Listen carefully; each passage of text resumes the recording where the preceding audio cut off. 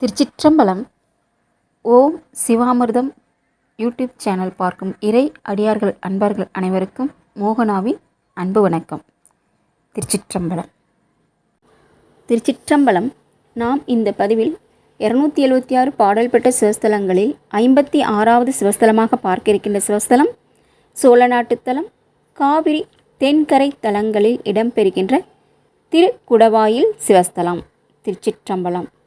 இத்தலம் இருப்பிடம் திருச்சேரைக்கு அருகில் உள்ளது.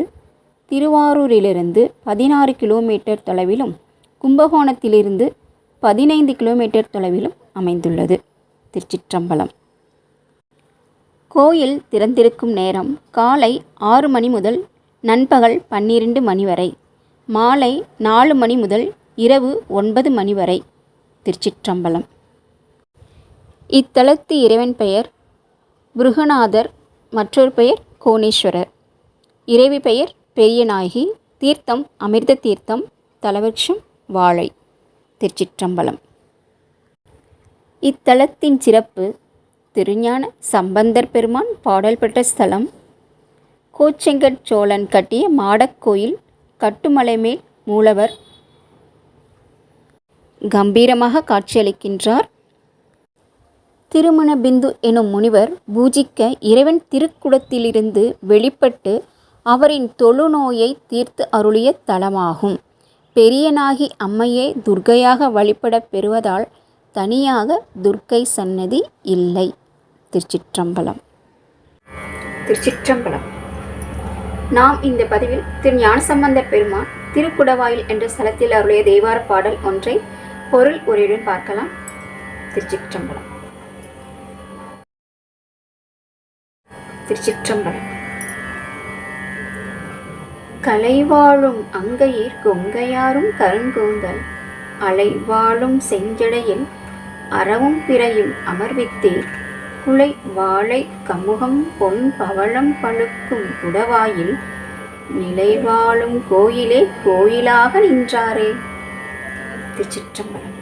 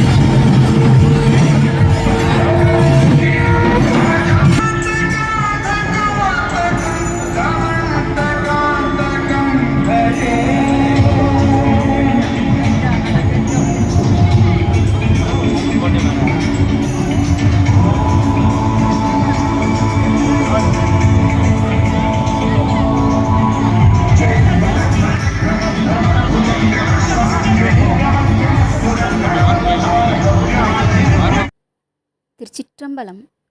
பாடலின் பொருளுரை.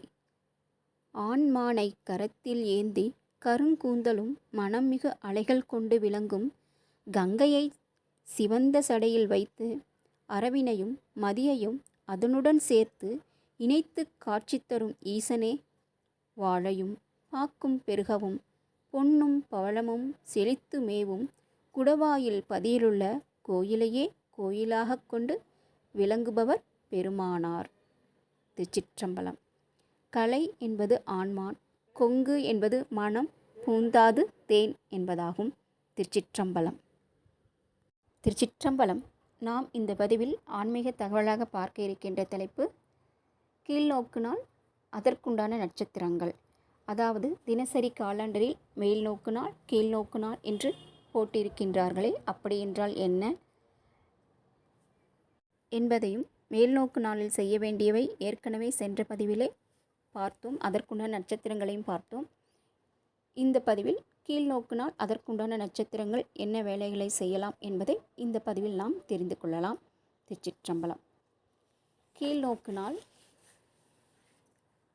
அதாவது இந்த நாட்களில் கீழ்நோக்கி செய்யும் வேலைகளை தொடங்குவது சிறந்தது. உதாரணத்திற்கு கிணறு தோண்ட ஆரம்பிப்பது, வீட்டில் போர்வெல் போடுவது, சுரங்கம் தோண்டுவது, மண்ணிற்கு கீழ் வளரக்கூடிய காய்கறிகள் கிழங்குகளை பயிரிடுவது போன்றவற்றை செய்யலாம்.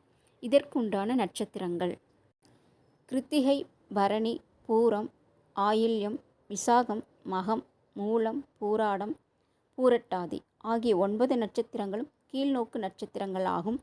இந்த நட்சத்திரங்களை கொண்ட நாட்களே கீழ்நோக்கு நாட்கள் என்று குறிப்பிடப்படுகிறது. திருச்சிற்றம்பலம்.